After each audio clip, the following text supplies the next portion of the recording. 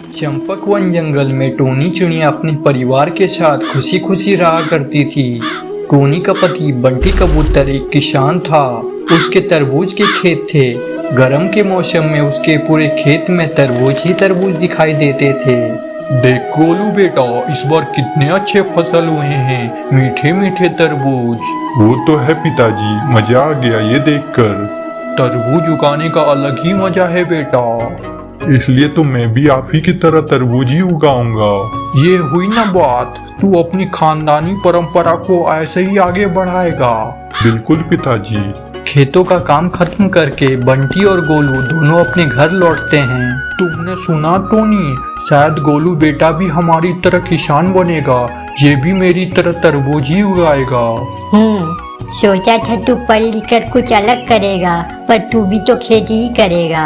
हाँ, मुझे तरबूज की खेती करना पसंद है। वो सब तो ठीक है, पर पढ़ लिख कर कोई ऑफिसर बनता तो अच्छे पैसे कमाता। पर तेरे सर पे तो किसानी का भूत जगा हुआ है। तुझे तो बस अपने पापा की तरह मिट्टी में ही काम करना है। इससे कितना कमा लेगा तू दिन भर में? तू नहीं समझेगी माँ।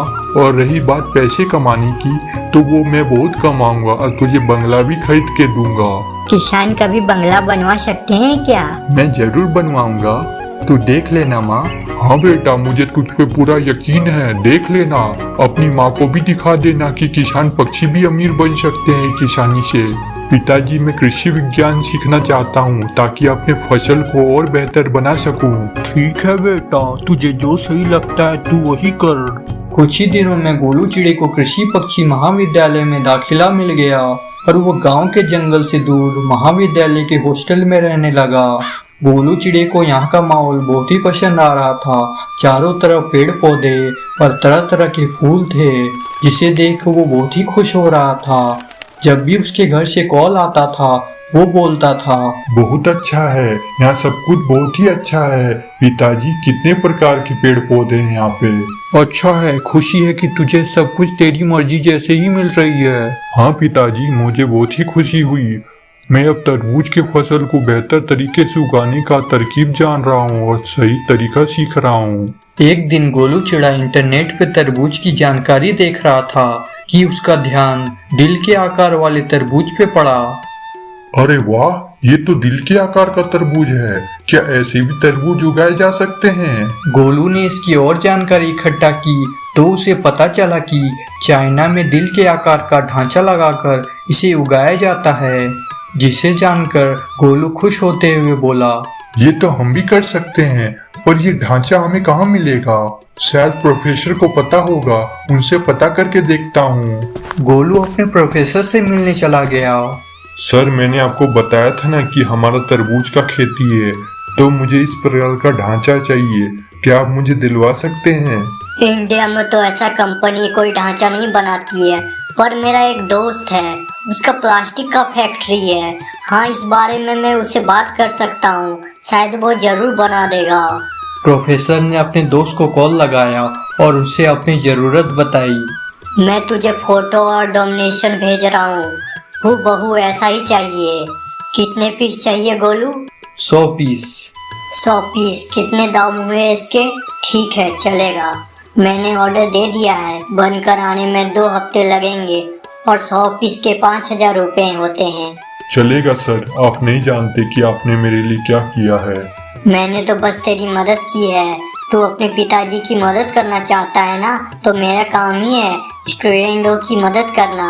बस इंतजार कर अब। अगले 15 दिनों तक गोलू चिड़ा बेसब्री से इंतजार करता रहा। 15 दिन बाद गोलू का पार्सल आ गया।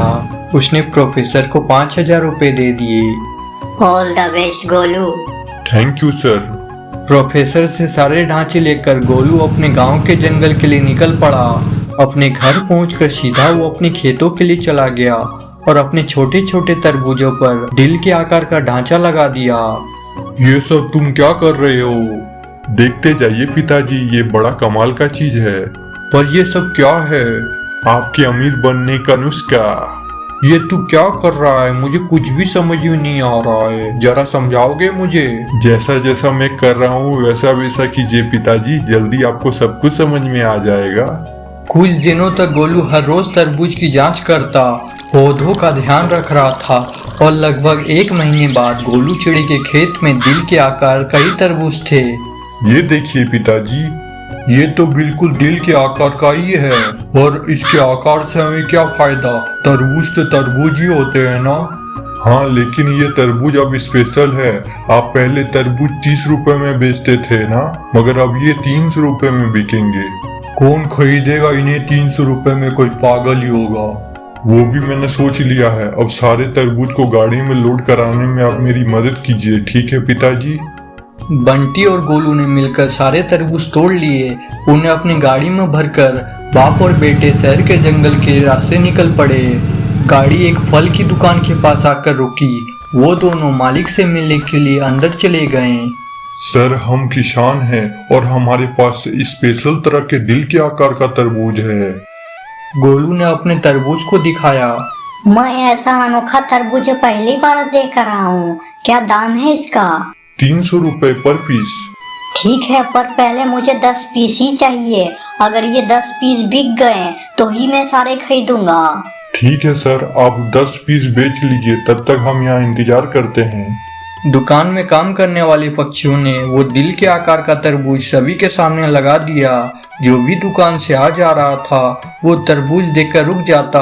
आखिर कुछ देर बाद एक चिड़िया ने 2 तरबूज खरीदे और फिर कुछ देर में और पक्षियों ने सारे तरबूज खरीद लिए। ऐसे ही 1 घंटे में 10 तरबूज बिक गए।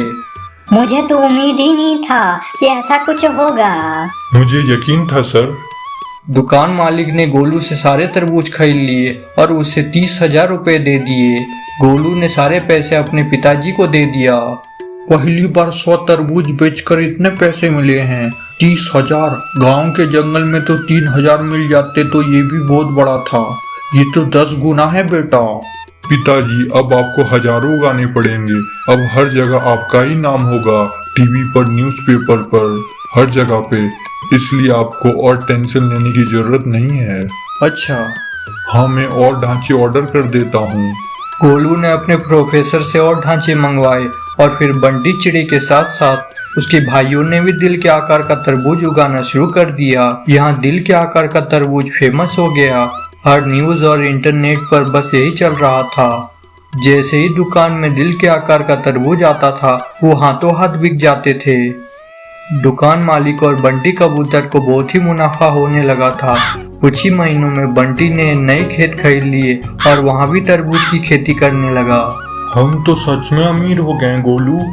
तूने सच्ची कहा था कि एक दिन तुम बहुत पैसे कमाओगे। मुझे लगा था कि किसानी में पैसे नहीं है, पर तूने मुझे गलत साबित कर दिया। पर मुझे खुशी है कि तू सफल रहा। ये सब आपकी दुआ है माँ। कल से मुझे अपने महाविद्यालय लौटना पड़ेगा और भी बहुत कुछ है जो मुझे सीखना है। हाँ हाँ, अच्छे से सीख और मेरा नाम रोशन कर बेटा। अगले दिन गोलू वापस अपने महाविद्यालय लौट गया। यहाँ पर वो वनस्पति शास्त्र सीखने लगा और वहाँ पर उसके पिताजी किसानों को तरबूज के ऊपर ढांचा लगाने सिखाने लगे। गोलू की एक छोटी सी खोज से उसके पिता और कई तरबूज उगाने वाले किसानों की जिंदगी बदल गई। दिल वाले तरबूज मशहूर हो गए और इसे बेचकर गरीब किसान अमीर हो गए।